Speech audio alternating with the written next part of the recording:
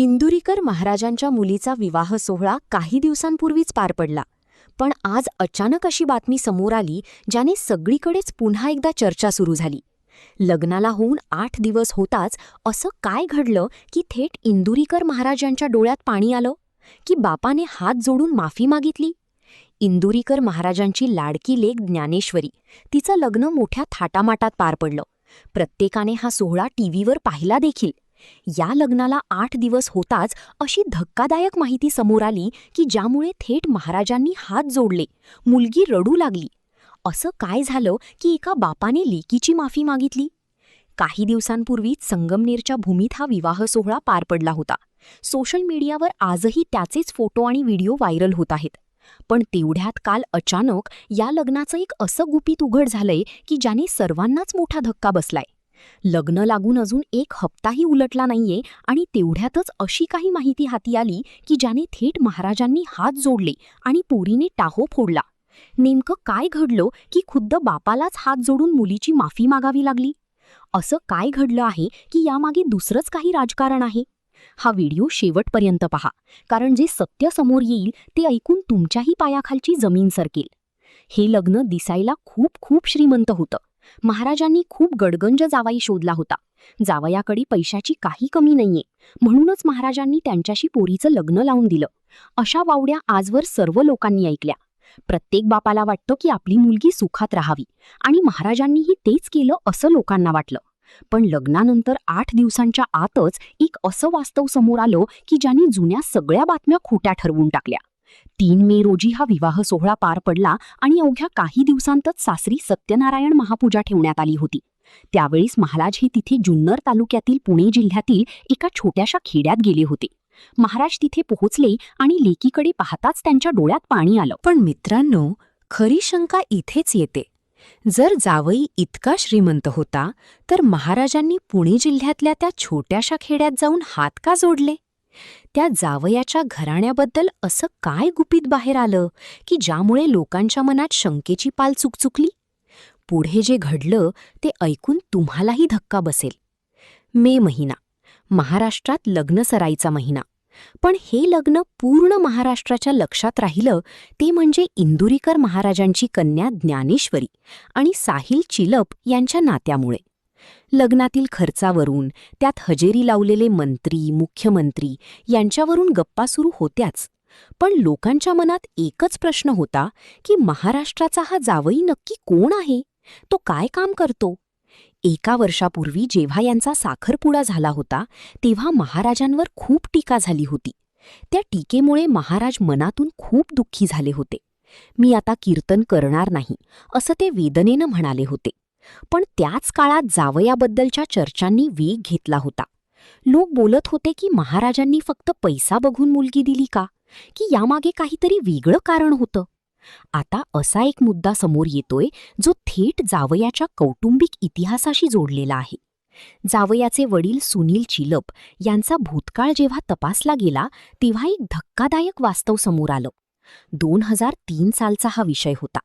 सुनील चिलप हे अगदी थोडे पैसे खिशात घेऊन मुंबईला गेले होते.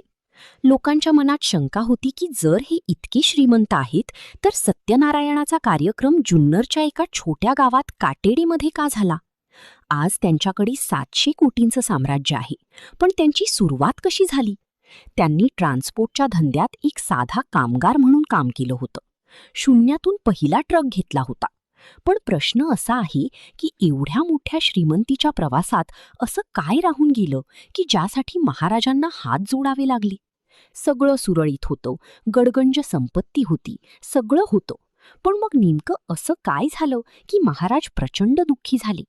काय आहे याच्या मागचं खरं कारण? ते कारण होतं महाराजांच्या मनातली एक जुनी जखम, जी जखम त्यांनी कुणाला सांगितली नव्हती. आणि त्याच जखमेमुळे महाराजांना अक्षरशः दुःख झालं आहे. लग्नानंतर मुलीच्या घरी गेल्यानंतर ती जखम पुन्हा उघडी झाली. लोक विचारत होते की एका बापावर ही वेळ का आली? इंदुरीकर महाराज, ज्यांच्या एका शब्दावर जग चालतं, ते स्वतःच्या लेकीसमोर का झुकले? खरं तर साहिल चिलप यांच्या घरात 24 तास हरिपाठाचा गजर सुरू असतो. संस्कारी कुटुंब आहे, पैसाही आहे. मग वाद नक्की कुठे झाला?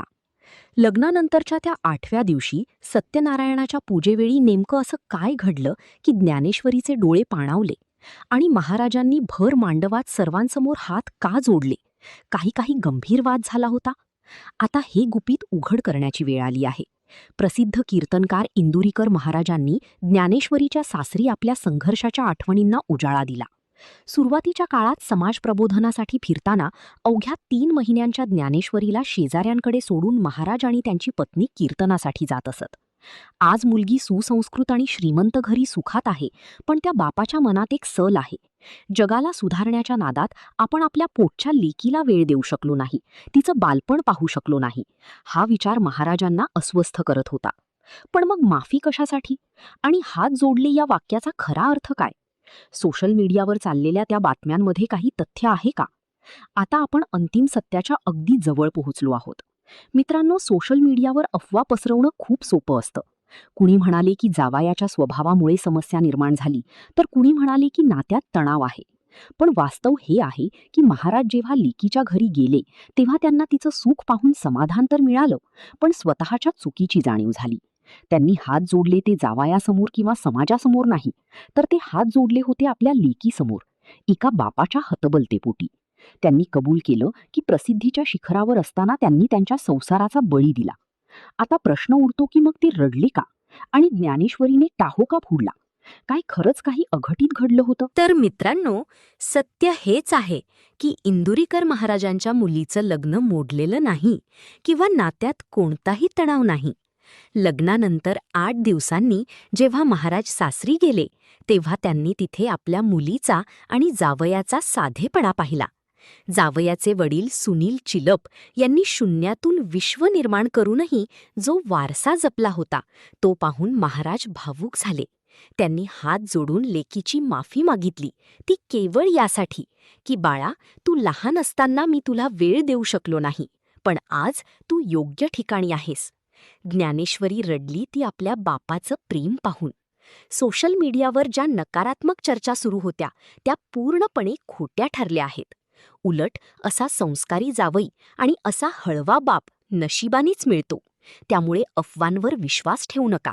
हे नातं सुखाचं आहे आणि महाराज केवळ आनंदाश्रूंनी रडले होते. मित्रांनो, आता आपण या संपूर्ण व्हिडिओमध्ये पाहिलं की कशा प्रकारे इंदुरीकर महाराजांच्या मुलीच्या लग्नाबाबत सोशल मीडियावर अनेक चर्चा रंगल्या होत्या. मात्र त्यामागचं खरं कारण हे अत्यंत भावनिक आणि वेगळं होतं. व्हिडिओ संपण्यापूर्वी मला तुम्हाला काही महत्त्वाच्या गोष्टी सांगायच्या आहेत, ज्याचा फायदा तुम्हाला तुमच्या आयुष्यातही होऊ शकतो. अनेकदा आपण सोशल मीडियावर एखादी हेडलाईन वाचतो किंवा अर्धवट माहिती असलेला व्हिडिओ पाहतो आणि लगेच त्यावर आपली मतं बनवून मोकळे होतो. पण कोणत्याही व्यक्तीचं खाजगी आयुष्यात काय सुरू आहे हे त्या व्यक्तीला आणि कुटुंबालाच ठाऊक असतं. महाराजांच्या या प्रसंगातून आपल्याला हे शिकवून मिळते की यश आणि प्रसिद्धीच्या शिखरावर असताना अनेकदा आपण आपल्या जवळच्या माणसांना वेळ द्यायला विसरतो. जर तुम्हाला व्हिडिओमध्ये मनापासून आवडला असेल तर आता मी तुम्हाला एक छोटीशी कृती करायला सांगणार आहे, ज्यामुळे या व्हिडिओच्या माहितीत जास्तीत जास्त लोकांपर्यंत पोहोचेल आणि तुम्हालाही त्यातून काहीतरी शिकायला मिळेल. सर्वात आधी तुम्ही कमेंटमध्ये सेक्शनमध्ये जाऊन सत्यमेव जयते असं टाईप करा, जेणेकरून मला समजेल की तुम्ही अफवांवर नाही तर सत्यावर विश्वास ठेवता. दुसरी महत्त्वाची गोष्ट म्हणजे तुमच्या आयुष्यातली कधी कोणती वेळ अशी येईल की जेव्हा कामाच्या गडबडीत तुम्ही तुमच्या कुटुंबाला वेळ देऊ शकला नाहीत. तुमचे अनुभव प्रत्येक कमेंट्समध्ये नक्की शेअर करा, कारण तुमचे अनुभव वाचून इतरांनाही प्रेरणा मिळते. आता एक छोटी स्टेप बाय स्टेप गाईड मी तुम्हाला देते, जी तुम्हाला फॉलो करायची आहे. सर्वात आधी हा व्हिडिओ तुमच्या मित्राला किंवा नातेवाईकाला शेअर करा. सोशल मीडियावर बातम्यांवर लगेच विश्वास ठेवू नका, कारण त्यानंतर आपल्या चॅनलला सबस्क्राईब करून बेल आयकॉन नक्की दाबा, कारण इथून पुढे आम्ही अशाच प्रकारच्या सत्यघटना आणि त्यामागच्या पडद्यामागचे पैलू तुमच्यासमोर आणणार आहोत. कमेंट्स करताना कोणावरही टीका न करता केवळ तुमचे प्रांजल मत मांडा, कारण तुमची एक छोटीशी कमेंट या चॅनलची पोहोच वाढवायला मदत करते. महाराजांच्या संघर्षातून आपण आपलं काय शिकलो हे केवळ 2 शब्दात कमेंटमध्ये सांगा. व्हिडिओच्या शेवटी मी इतकंच सांगेन की सत्य हे नेहमी कडू असतं, पण समोर येणं गरजेचं असतं. तुम्ही अमूल्य वेळ देऊन हा व्हिडिओ शेवटपर्यंत पाहिला त्याबद्दल मी तुमचे मनापासून आभारी मानते. चला तर मग भेटूया अशा माहितीपूर्ण आणि सत्य घटनावर आधारित व्हिडिओमध्ये. तोपर्यंत स्वतःच्या आणि आपल्या कुटुंबाची काळजी घ्या आणि अफवांवर बळी पडू नका. धन्यवाद.